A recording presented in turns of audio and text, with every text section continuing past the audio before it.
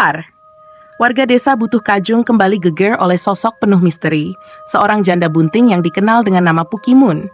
Konon, ia merupakan pelaku pesugihan yang memikat pembeli baksonya dengan ajian penglaris. Mantra mistis, pentul jentul lemamul kesepul dul mentengul jengul, duit kumpul di bakul, gorila ireng, seolah menjadi senjata andalannya.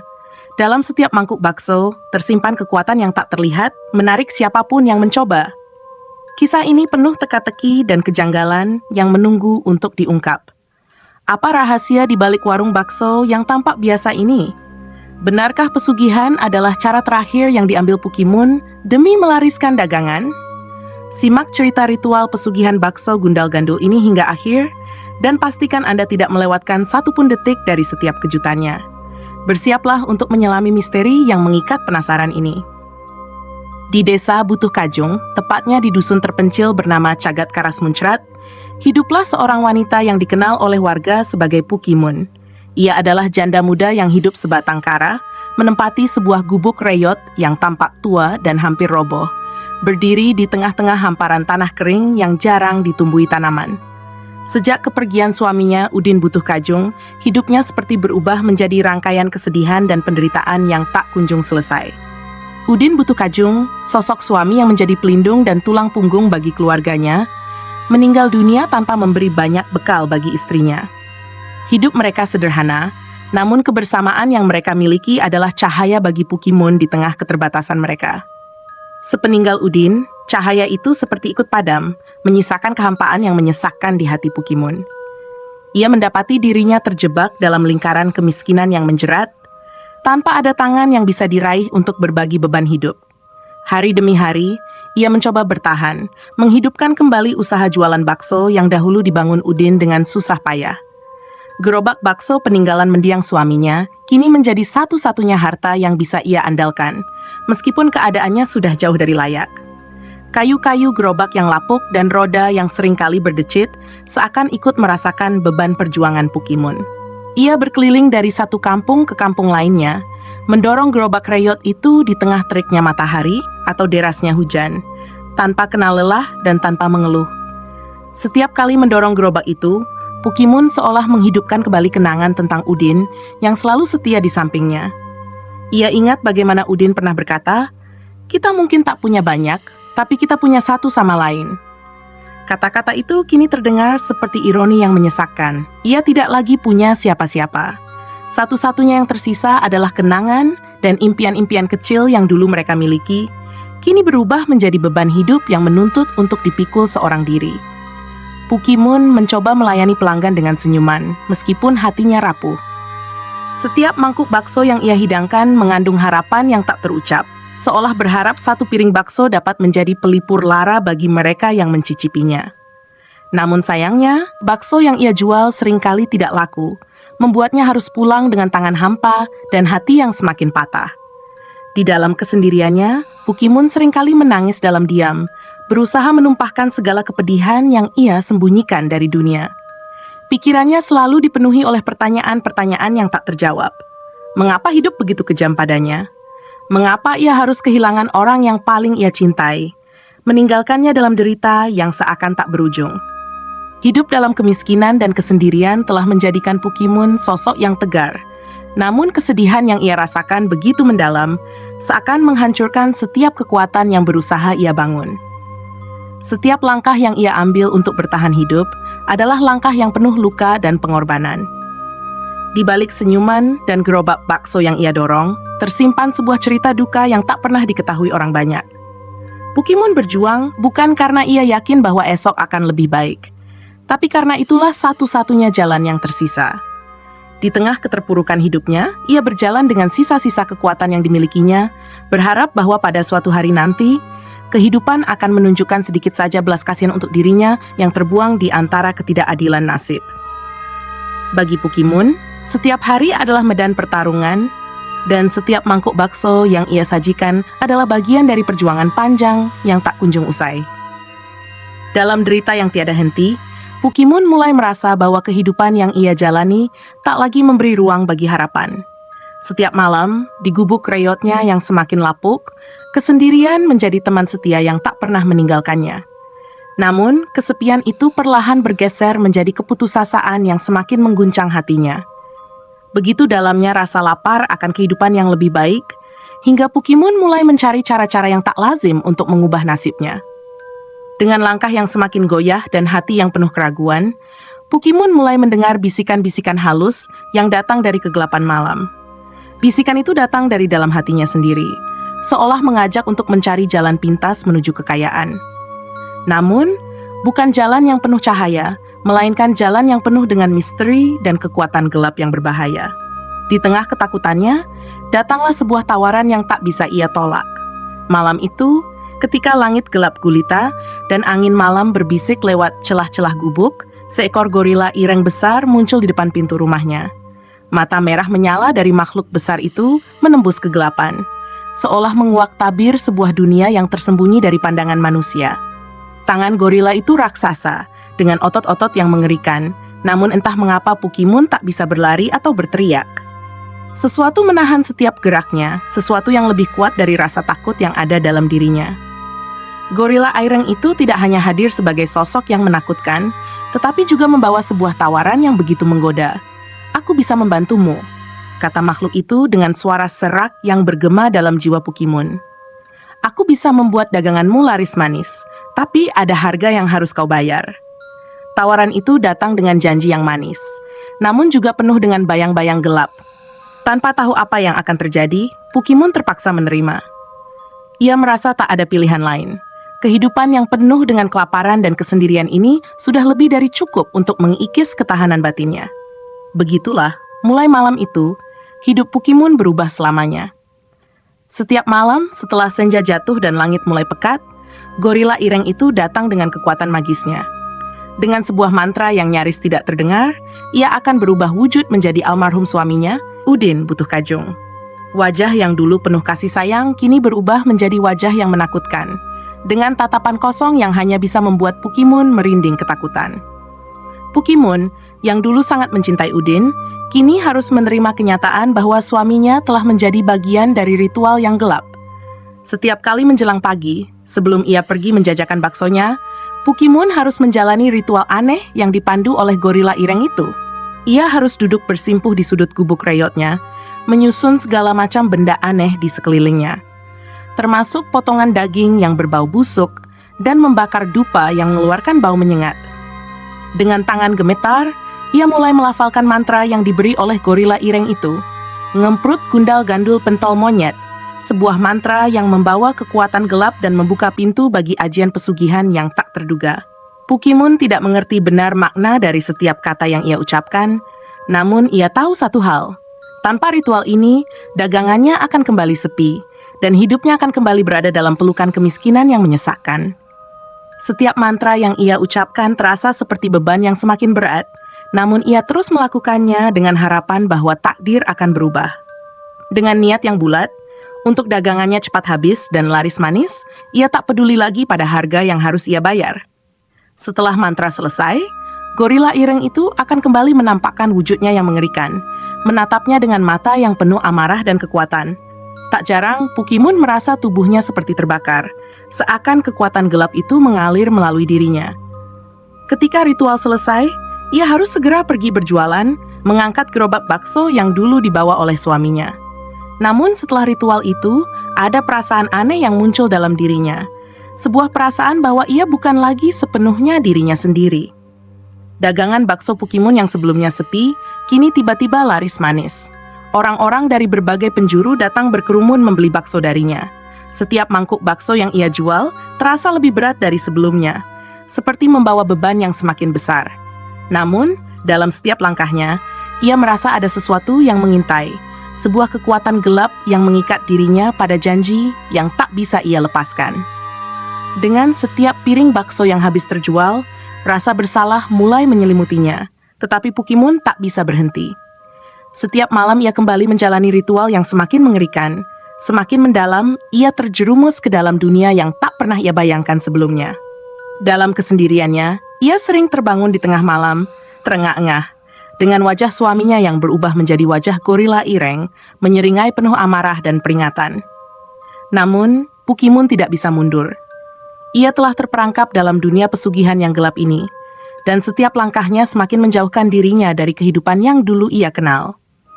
Apa yang dulu terasa seperti harapan, kini menjadi jerat yang mengikatnya, membawa dirinya lebih dalam ke dalam dunia yang penuh misteri dan kekuatan gelap yang tak dapat ia kendalikan. Setelah beberapa bulan menjalani ritual pesugihan yang semakin mengerikan, hidup Pukimun mulai berubah dengan cepat. Dagangan baksonya yang dulunya selalu sepi, kini berubah drastis. Setiap kali ia mengangkat gerobak tua dan mendorongnya dari satu kampung ke kampung lainnya, selalu ada saja orang yang datang membeli bakso darinya. Padahal ia hanya berjualan di pinggir hutan, di gubuk reyot yang tak pernah dipandang orang. Namun yang paling aneh adalah orang-orang yang datang membeli bakso itu tak pernah jelas asal-usulnya. Mereka datang tanpa diketahui dari mana, entah dari desa mana atau kota mana.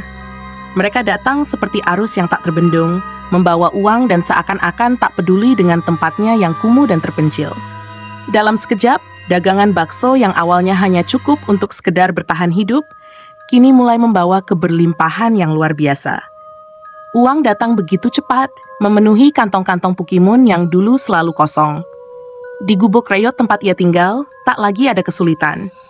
Setiap sudut rumahnya kini dipenuhi dengan barang-barang berharga, perhiasan, uang, pakaian mahal, semuanya terlihat begitu kontras dengan gubuk yang seharusnya runtuh. Pukimun yang dahulu hidup dalam kelaparan, kini bisa tidur dengan nyenyak di ranjang yang empuk. Namun, meskipun segala sesuatu tampak lebih baik dari sebelumnya, ada perasaan yang semakin menekan dalam hatinya. Setiap malam, tatapan mata gorila Ireng yang kembali datang menjadi lebih tajam dan penuh makna yang menakutkan. Meskipun hidupnya semakin melimpah, bayang-bayang ketakutan selalu mengikuti. Ada sesuatu yang mengintai, sebuah kehadiran yang sulit dijelaskan, namun terus mengganggu pikiran Pukimun. Namun ia tak bisa berhenti.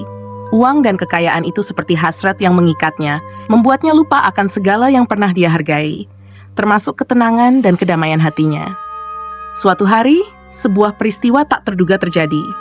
Seorang dukun tua yang dikenal oleh warga desa sebagai Kakek Sugiono Wedus, datang ke desa Butuh Kajung.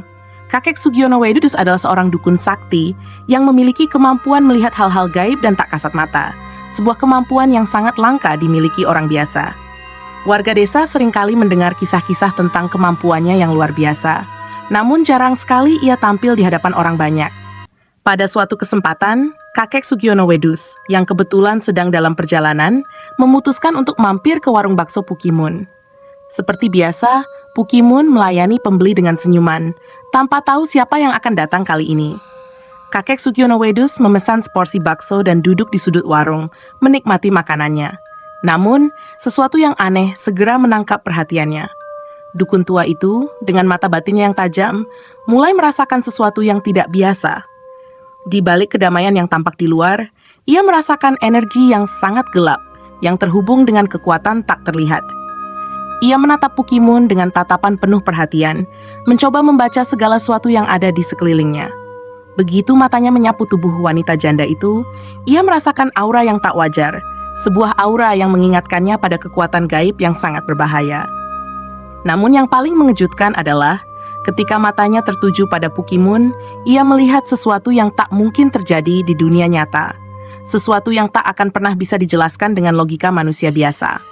Kakek Sugiono Wedus melihat, dengan mata batinnya yang tajam, sebuah bayangan gelap yang bergerak di belakang tubuh Pukimun. Sebuah sosok besar, tinggi, dengan bulu hitam legam yang bergerak dengan gerakan yang aneh dan mengerikan. Seekor gorila Ireng raksasa. Gorila itu tampak seperti mendekap tubuh Pukimun dari belakang, seakan lengket seperti perangko di punggungnya. Tangan besar gorila itu membungkus tubuh wanita janda itu, mencengkeramnya dengan kekuatan yang membuat Kakek Sugiono Wedus merasa ada sesuatu yang sangat salah. Ia tak bisa mengalihkan pandangannya dari sosok tersebut, meskipun berusaha keras untuk tetap tenang dan tidak menimbulkan kecurigaan. Namun yang lebih mengejutkan lagi adalah perut Pukimun.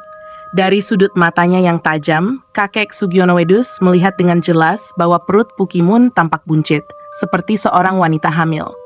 Ini adalah pemandangan yang sangat tidak biasa, terutama karena Pukimun adalah seorang janda yang sudah lama hidup tanpa suami. Bagaimana mungkin? Apa yang sebenarnya terjadi di balik tubuh wanita itu? Kakek Sugiono Wedus merasa ngeri melihat kenyataan yang tak bisa ia jelaskan dengan kata-kata. Dia menyadari dengan cepat bahwa ada kekuatan yang jauh lebih besar yang sedang mengendalikan Pukimun.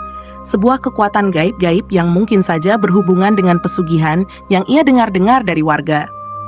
Kakek Sugiono Wedus tahu bahwa di balik semua kemewahan yang tampak, ada sesuatu yang sangat gelap dan sangat berbahaya. Namun, sebagai seorang dukun yang bijaksana, ia tahu bahwa tidak semua hal bisa diungkapkan begitu saja. Meski hatinya dipenuhi oleh rasa curiga dan kekhawatiran, kakek Sugiono Wedus memutuskan untuk diam terlebih dahulu. Pura-pura tidak mengetahui apa yang sedang terjadi. Ia tidak ingin menimbulkan kegaduhan atau membuat Pukimun merasa terancam. Namun, dalam hati, ia berjanji untuk menyelidiki lebih lanjut. Dan jika perlu, untuk mengungkap kebenaran yang tersembunyi di balik kekuatan gelap itu. Malam itu, setelah kakek Sugiono Wedus pergi meninggalkan warung, Pukimun kembali ke gubuk reyotnya, tanpa menyadari bahwa ada seseorang yang telah melihat lebih dalam dari apa yang tampak. Dan meskipun hari-hari terus berlalu dengan keberlimpahan yang tidak pernah ia bayangkan, ada bayangan gelap yang kini mulai mengintai Pukimun, siap menghancurkan segala sesuatu yang telah ia raih dengan harga yang sangat mahal.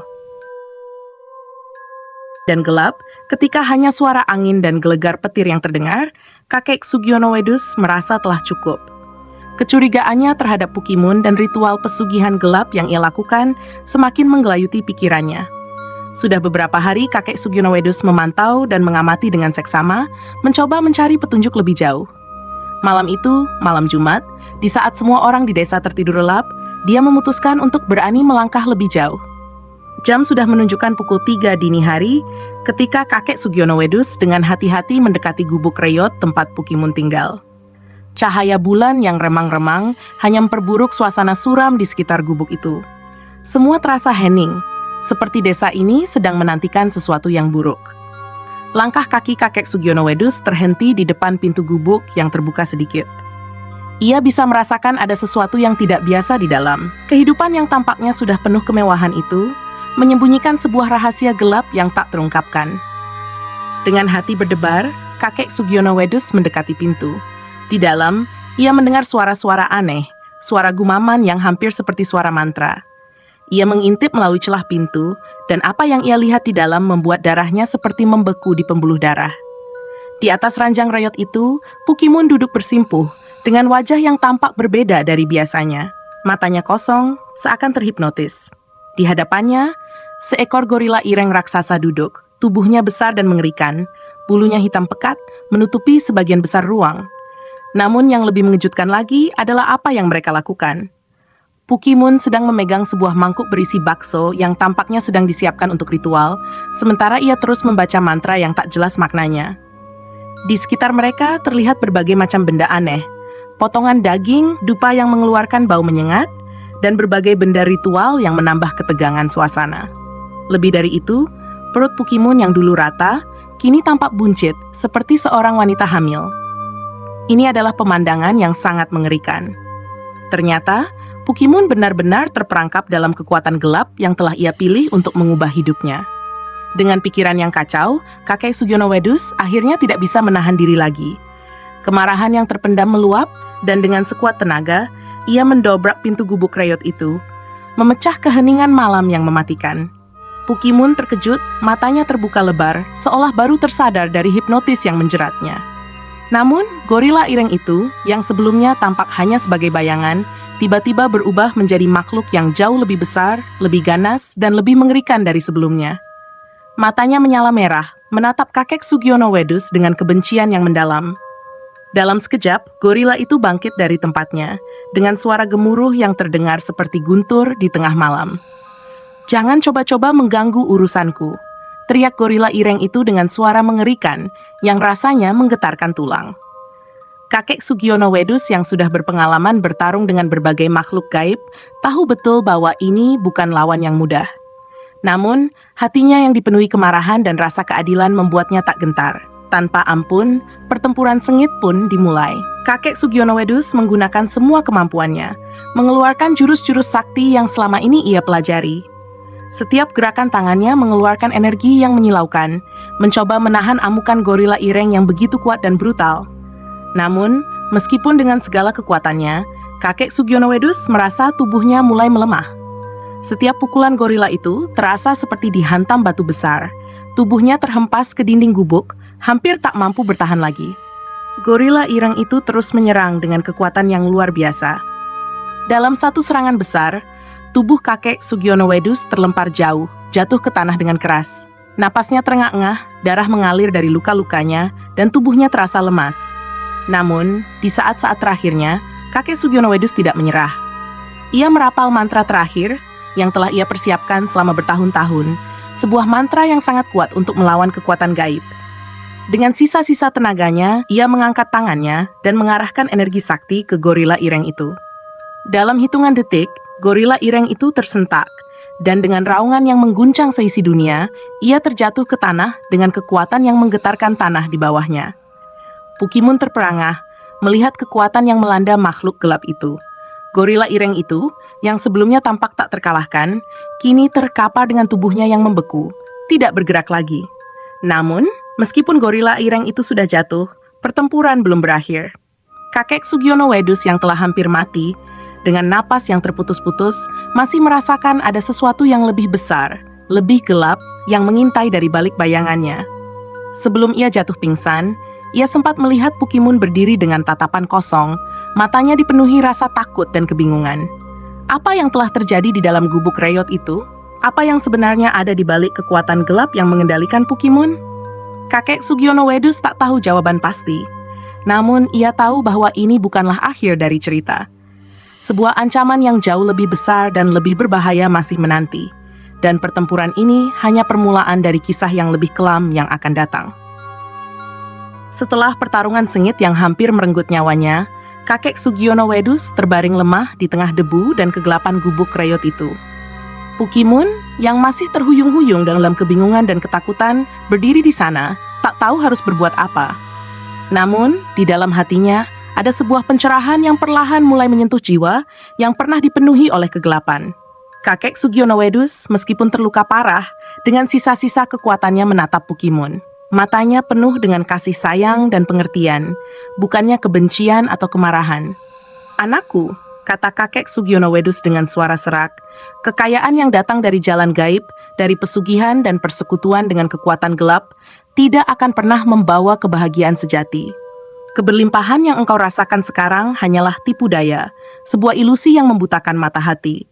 Setiap langkah yang engkau ambil di jalan yang salah, akan ada resiko yang harus dibayar. Kekuatan yang engkau cari, yang engkau panggil dari dunia gaib itu, tidak pernah memberi rasa damai, hanya penderitaan dan kesepian."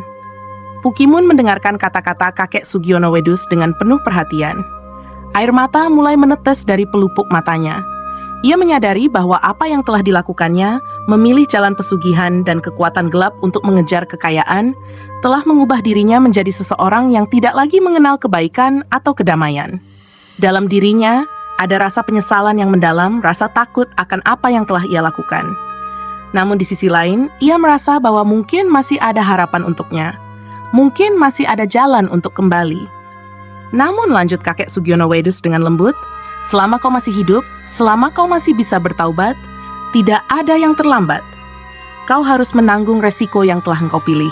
Janin yang ada dalam rahimmu itu adalah hasil dari persekutuan dengan kekuatan yang tak semestinya kau cari. Engkau harus melahirkannya, dan setelah itu, barulah kau bisa benar-benar kembali ke jalan yang benar." Pukimun menundukkan kepalanya, menahan air mata yang terus mengalir. Dalam hatinya, ia merasa bingung, takut, dan hancur. Namun di balik itu semua, ada sebuah kekuatan yang mulai muncul. Sebuah kekuatan untuk menerima kenyataan dan bertanggung jawab atas apa yang telah terjadi. Ia tahu bahwa jalan yang harus ia tempuh sekarang adalah jalan yang penuh penderitaan dan pengorbanan. Namun, di ujung jalan itu, ia juga tahu bahwa mungkin, hanya mungkin, ada kesempatan untuknya untuk memulai kembali. "Apa yang telah terjadi tidak bisa kau ubah," kata kakek Sugiono Wedus lagi. "Namun, kau bisa memilih untuk mengubah dirimu. Jangan biarkan kekayaan dan kemewahan menguasai hatimu. Jangan biarkan kekuatan gelap menarikmu lebih jauh ke dalam kegelapan. Ingat, yang lebih penting dari semua itu adalah kedamaian batin, rasa syukur, dan hidup yang penuh dengan kebaikan. Hanya dengan itu, kau akan mendapatkan kebahagiaan yang sejati." Pukimun mengangguk perlahan, menyadari bahwa kakek Sugiono Wedus benar. Ia telah terlalu lama terjebak dalam ilusi, mengejar kekayaan yang datang dengan cara yang salah. Sekarang, ia harus menanggung akibatnya.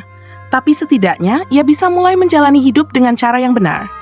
Ia bisa mulai bertaubat, menghapus dosa-dosanya, dan berharap bahwa suatu hari ia bisa menemukan kedamaian yang sejati. Kakek Sugiono Wedus, yang kini hampir tak sanggup lagi untuk bangkit, menatap Pukimun dengan tatapan penuh pengertian. Mulailah dengan langkah pertama, anakku. Jangan takut untuk menghadapi kenyataan, meskipun itu menyakitkan. Karena hanya dengan menghadapi kenyataan, kita bisa benar-benar bertumbuh menjadi pribadi yang lebih baik. Dengan itu, kakek Sugiono Wedus menutup matanya, membiarkan napasnya perlahan menghilang. Pukimun duduk di sampingnya, menggenggam tangan tua itu dengan penuh rasa terima kasih. Dalam hatinya, ia berjanji untuk menanggung resiko, untuk menjalani proses yang berat ini, dan untuk akhirnya kembali ke jalan yang benar. Kisah Pukimun mungkin belum berakhir, namun satu hal yang pasti, ia telah mulai menyadari bahwa hidup yang penuh dengan kebohongan dan kegelapan tidak akan pernah membawa kebahagiaan sejati. Sekarang, ia harus berjuang untuk menemukan jalan menuju terang, meskipun jalan itu penuh dengan cobaan. Dan bagi kita semua, kisah ini mengajarkan satu hal yang sangat penting. Kekayaan yang didapat dengan jalan yang salah hanya akan membawa keburukan. Tidak ada yang lebih berharga daripada kedamaian hati, dan tidak ada yang lebih mulia daripada hidup dengan cara yang benar. Oleh karena itu, jika kita ingin mencapai kebahagiaan sejati, kita harus berhati-hati dengan setiap langkah yang kita ambil. Dan selalu ingat bahwa jalan yang baik, meskipun sulit, adalah jalan yang paling membawa kita pada kedamaian. Jangan lupa untuk like dan subscribe, dan sampai jumpa lagi di kisah berikutnya.